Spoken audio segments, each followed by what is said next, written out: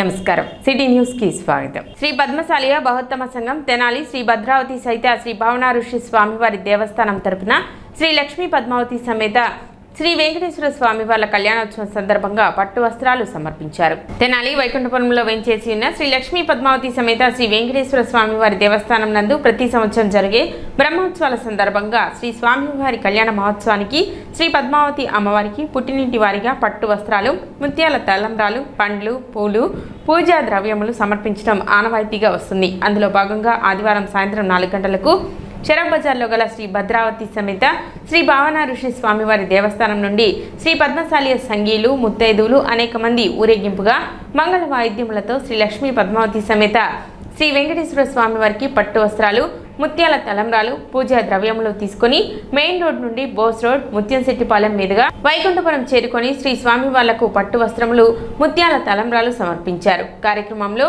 ఆలూరి శ్రీను, అడిగోపుల గోపాలరావు, కాటూరి భాస్కర్, కౌతవరపు వెంకటేష్, జొన్నాదుల శివ, వెంకట సుబ్బారావు, జొన్నాదుల బాలాజీ, రాచావతిని లోకనాథరావు, రాచావతిని రామారావు, కొండా గిరీష్, దీపాల తారక్ సాయినాథ్, తాడిపత్తి వెంకట శివ సత్యనారాయణ ప్రసాద్, గుంటి వెంకట్ తదితరులు పాల్గొన్నారు। శ్రీ లక్ష్మీ పద్మావతి సమేత శ్రీ వెంకటేశ్వర స్వామి వారి దేవస్థానం నందు ప్రతి సంవత్సరం లాగానే బ్రహ్మోత్సవంలో భాగంగా ఈ రోజున శ్రీ లక్ష్మీ పద్మావతి సహిత శ్రీ వెంకటేశ్వర స్వామి వారి కళ్యాణ మహోత్సవాన్ని అత్యంత వైభవంగా నిర్వహించడం జరుగుతూ ఉంది।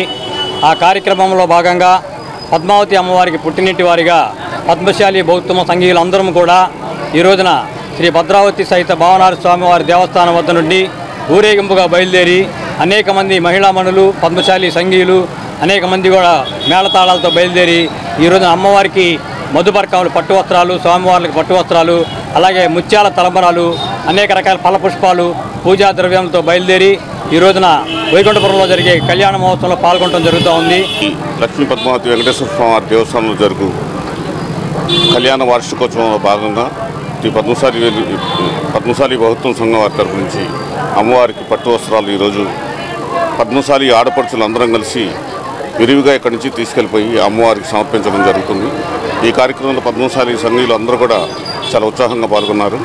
దాదాపుగా 200 మంది పైగా ఈ కార్యక్రమంలో పాల్గొంటున్నారు। స్థానిక శ్రీ లక్ష్మీ పద్మావతి సమేత శ్రీ వెంకటేశ్వర స్వామి దేవస్థానం వైకుంఠపురంలో శ్రీవారి వార్షిక బ్రహ్మోత్సవాలు 4వ రోజు వైభవంగా జరిగాయి। 7 రోజుల పాటు జరిగే ఉత్సవాలలో భాగంగా 4వ రోజు ఉదయం నిత్య హోమం, ఆలయ బలిహరణ, సాయంత్రం ఎదురు కోలోత్సవం, స్వామివారి కళ్యాణోత్సవం అంగరంగ వైభవంగా నిర్వహించారు। దేవస్థాన అర్చకులు, కార్యాలయ సిబ్బంది, భక్తులు ఈ కార్యక్రమంలో పాల్గొన్నారు। ఆలయ సహాయ కమిషనర్, కార్యనిర్వహణాధికారి మంతెన అనుపమ ఏర్పాట్లను పర్యవేక్షించారు। ఈ సందర్భంగా ఏర్పాటు చేసిన సాంస్కృతిక కార్యక్రమాలు ఆకట్టుకున్నాయి। శ్రీమన్ కృపాయితాత కళ్యాణ ప్రభ తప్పకుండా నిత్య కళ్యాణంలో ఎట్టా కళ్యాణ దృష్టానికి వస్తే ఒక శైలం శ్రీ లక్ష్మీ వల్లభారం మహర్షి వైఖాన సాగమాలి చెప్పినట్టుగా వెంకటనాథుడు ఇప్పుడు ఏం జరుగుతుంది? అనుకుంటాం మంత్రం చేత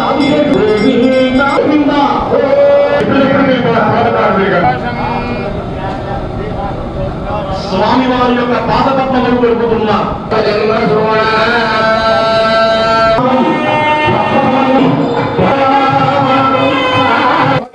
చెప్తారు వ్యాఖ్యాతులు। స్థానిక ఆటోనగర్లోని కాటూరి ఆర్ట్ గ్యాలరీని మంత్రి నాదెండ్ల మనోహర్ ఆదివారం సందర్శించారు। శిల్పులు కాటూరి వెంకటేశ్వర మరియు కాటూరి రవిచంద్ర శ్రీహర్షలు ఐరన్ స్క్రాప్ తో రూపొందించిన ఛత్రపతి శివాజీ పాక్ యుద్ధంలో వీరమరణం పొందిన వీర జవాన్ మురళీ నాయక్ భారత మాత జాతీయ జెండాలను మాజీ మహిళా కమిషన్ చైర్పర్సన్ ననపనేని రాజకుమారితో కలిసి మంత్రి నాదెండ్ల మనోహర్ తిలకించారు। మంత్రి మనోహర్ మాట్లాడుతూ జవాన్ విగ్రహాన్ని తయారు చేయడం ద్వారా తెనాలి కళ ప్రత్యేకతని మరోసారి చాటి చెప్పారన్నారు। జవాన్ విగ్రహం అద్భుతంగా తయారు చేశారని కాటూరి వెంకటేశ్వరరావుకి ప్రత్యేక ధన్యవాదాలు తెలిపారు। ఉగ్రవాదులు అమాయక ప్రజలను పొట్టన పెట్టుకున్నారు। ఈ ఘటన దేశ ప్రజల మనసు గాయపరిచిందన్నారు। ఉగ్రవాదులను అణిచే విషయంలో మోదీ నాయకత్వానికి దేశ ప్రజలు అన్ని రకాలుగా అండగా ఉండాలన్నారు. జవాన్లకు వారి యొక్క కుటుంబాలకు ప్రతి ఒక్క పౌరుడు అండగా ఉండి గౌరవించుకోవాలని చెప్పారు. స్క్రాప్ తో జవాన్ విగ్రహం సజీవంగా తయారు చేసిన తీరు అద్భుతంగా ఉందన్నారు.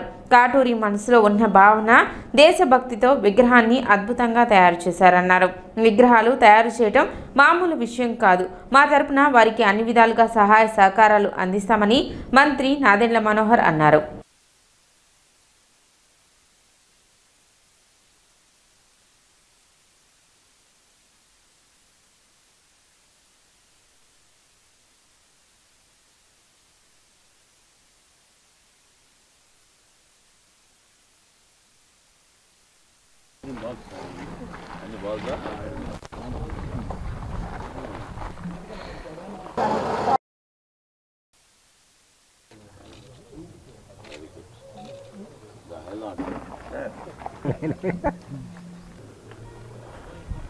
సమయస్ఫూర్తితోటి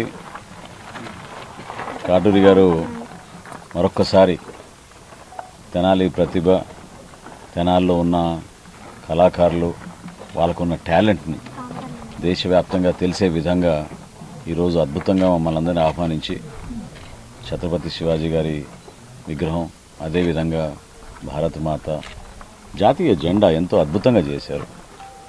రెపరెపలాడుతూ అది కూడా నిజంగా చాలా చాలా ఆకర్షించే విధంగా అద్భుతంగా తయారు చేయడం జరిగింది. వాటితో పాటు నిజంగానే భారతదేశంలో ఈరోజు మనకున్న యుద్ధ వాతావరణం ఏ విధంగా పహల్గాంలో 26 మంది అమాయకులు పర్యాటకులుగా ఆ ప్రాంతానికి వెళ్తే వాళ్ళని ఉగ్రవాదులు వచ్చి హతమార్చారు. దేశం కూడా ఒకే నిదానంతో, ఒకే ఆలోచనతో కదిలింది. అదేంటంటే భారతదేశానికి ఇదొక సందర్భం, సమయం. నరేంద్ర మోడీ గారి నాయకత్వాన్ని మనందరం కూడా బలపరచాలి. ఆయన ఏ నిర్ణయం తీసుకున్నా ఆయన వెంట మనందరం ఉందాం. దేశ రక్షణ కోసం పోరాడుతున్న మన సైనికులకి మనందరం కూడా ఒక ఉత్సాహం నింపేటట్టు, ఒక భరోసా నింపేటట్టు, ధైర్యం వాళ్ళ కుటుంబ సభ్యులకి, దేశం మొత్తం కదిలొచ్చింది మీతో పాటు, మీరు చేస్తున్న కార్యక్రమాలని మేము సమర్థించే విధంగా, మేము గౌరవించుకునే విధంగా ఎప్పుడు ముందుంటామనే ఆలోచన ప్రతి పౌరులో కలిగే విధంగా మన వీర జవాన్లు అద్భుతంగా చేశారు. ఆ జవాన్ విగ్రహాన్ని కూడా మనందరం కూడా నిజంగానే చాలా అప్రిషియేట్ చేయాలి కాటూరి గారికి, వారి కుటుంబ సభ్యులకి, ఇక్కడ ఉన్న వర్కర్స్ అందరికీ కూడా. ఎందుకంటే ఏ విధంగా వారి మనసులో ఉన్న ఆవేదన ఆ విధంగా ఆ రూపకల్పించి ఆయన ఎక్స్ప్రెస్ చేయగలిగారు. చాలామంది మనం ఉపన్యాసాల ద్వారానో లేకపోతే తిరంగ యాత్ర అని అనేక కార్యక్రమాలు దేశవ్యాప్తంగా గత 15 రోజుల నుంచి చేస్తూనే ఉన్నాం. కానీ మనసులో ఉన్న భావన, దేశభక్తి 10 మందిలో ఆ భావన వచ్చే విధంగా ఆయన చేసిన ప్రయత్నం చాలా అద్భుతంగా నిజరూపంలాగా కనపడే విధంగా కష్టపడి తయారు చేసే జీవనం. సో చాలా ఆశ్చర్యం కలిగించింది. మనస్ఫూర్తిగా ఆయనకి, మన తెనాలి పేరుని, మనందరి తరఫున ఆయన పడుతున్న కష్టం. ఈరోజు మనంతా చూస్తున్నాం, ఈ చల్లని సాయంకాలం, రోజు భగభగ మండే ఎండ, కానీ ఈరోజు ఇక్కడ ఆయన చేసిన మంచి కార్యక్రమానికి చల్లటి వాతావరణం కూడా కలిసి వచ్చింది. ఆ కార్యక్రమానికి మనోహర్ గారు రావడం చాలా హుందాతనాన్ని తీసుకొచ్చింది. అయితే మనోహర్ గారు ఇక్కడికి వచ్చాక వారు చాలా ముగ్ధులయ్యారు. ఎందుకు ముగ్ధులయ్యారంటే కాటూరు వారిలో ఉన్న కళ అందరికీ తెలుసు. మనకి ఆయన శిల్పాలు తయారు చేస్తారు, అప్పటికప్పుడు ఆలోచన సమయానికి తగ్గట్టుగా ఏ సంఘటన జరిగినా దానికి అనుగుణంగా చేయడం మనకు అందరికీ తెలిసిందే.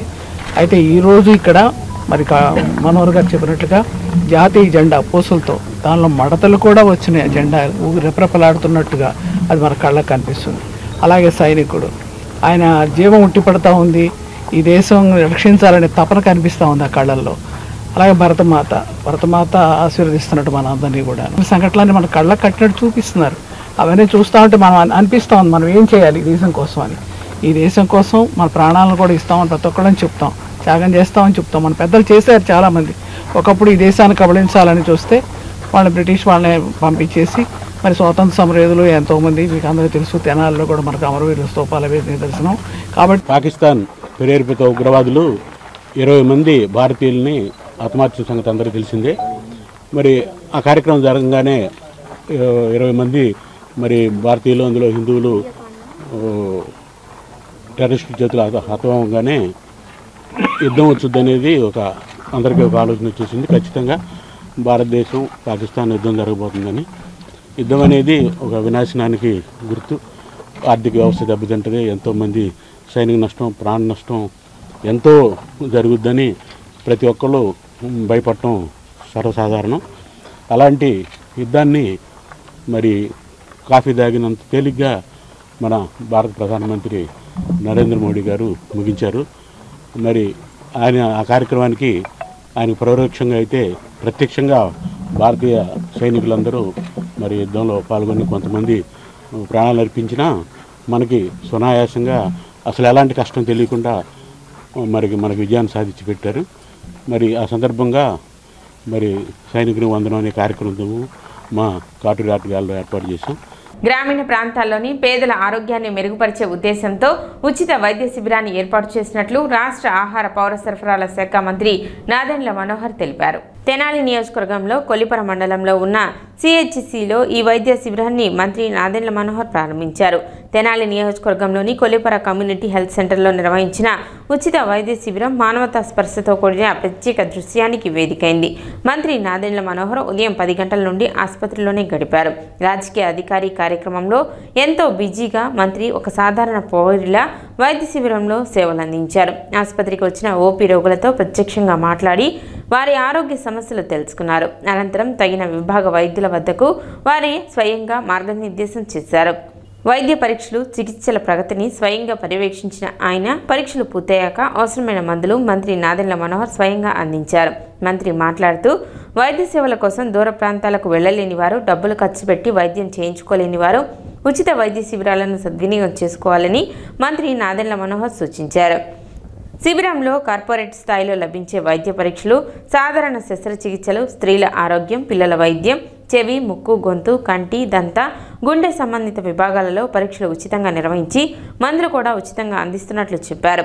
ఈ ఉచిత వైద్య శిబిరంలో 20 మంది నిపుణులైన వైద్యులు, 50 మంది వైద్య సిబ్బంది సేవలందించారని మంత్రి వివరించారు. అంతేకాదు ఎక్స్రే, స్కానింగ్ మిషన్లు, సాంకేతిక సిబ్బంది కూడా అందుబాటులో ఉన్నారు. రాబోయే రోజుల్లో బ్లడ్ బ్యాంక్ కూడా ఏర్పాటు చేయనున్నట్లు మంత్రి వెల్లడించారు. కొల్లిపర్లో ఉన్న ప్రభుత్వ ఆసుపత్రిలో ఒక ఉచిత వైద్య శిబిరం మండలం నుంచి కూడా అనేక మంది ఎవరైతే పాపం దూర ప్రాంతాలకు వెళ్ళి వైద్య సేవల కోసం తిరగాల్సి వస్తుందో వారికి అందుబాటులో 8 ప్రధాన విభాగాలు, గుండె చికిత్సతో సహా చర్మ వ్యాధికి సంబంధించిన డాక్టర్లు, చిన్నపిల్లల డాక్టర్లు, జనరల్ సర్జరీ డాక్టర్లు, టోటల్ ఈ రోజున 20 మంది డాక్టర్లు, 50 మంది సిబ్బందితోటి ఉదయం నుంచి కూడా ఈ కార్యక్రమం నిర్వహిస్తున్నాం. దాదాపు 600 దాటారు ఇప్పటివరకు ఓపీ. సో ప్రతి ఒక్కరిని కూడా జాగ్రత్తగా పరిశీలించి వాళ్ళకి ఇంకా మెరుగైన వైద్య సేవలు అందించడానికి, అదేవిధంగా ఉచితంగా ఇక్కడ మనం ఈ రోజున మందుల పంపిణీ కూడా చేస్తూ ఉన్నాం. సో ఆ కార్యక్రమం కొల్లిపర మండలంలో ఉన్న గ్రామాలన్నింటి నుంచి కూడా వచ్చారు. చాలా సంతోషం. మనం కష్టపడి నిర్మాణం చేసుకున్న ఈ ఆసుపత్రిని ఆ పూర్వ వైభవం వచ్చే విధంగా ప్రతి ఒక్కరు కూడా అంకిత భావంతో పనిచేసుకుని అనేక కుటుంబాలకు ఉపయోగపడే విధంగా తప్పకుండా మేము చర్యలు తీసుకుంటాం. ఇది మా కూటమి ప్రభుత్వంలో ఒక బాధ్యతగా తీసుకుని 100% ప్రతి కుటుంబానికి ఆరోగ్య సమస్యలు ఉండకూడదు. ఇక్కడ ఈరోజు కూడా మనకి ఆల్రెడీ ఎక్స్రే మెషిన్ వచ్చింది. ఎక్స్రే మెషిన్ ఇంకో 4 రోజుల్లో అది కూడా ప్రారంభించుకుంటాం. వాటితో పాటు స్కానింగ్ మెషిను, డాక్టర్లు కూడా ఆ పరికరాలు ఉపయోగించుకునే విధంగా టెక్నీషియన్స్, డిసిహెచ్ఎస్ గారిని కూడా నేను కోరాను.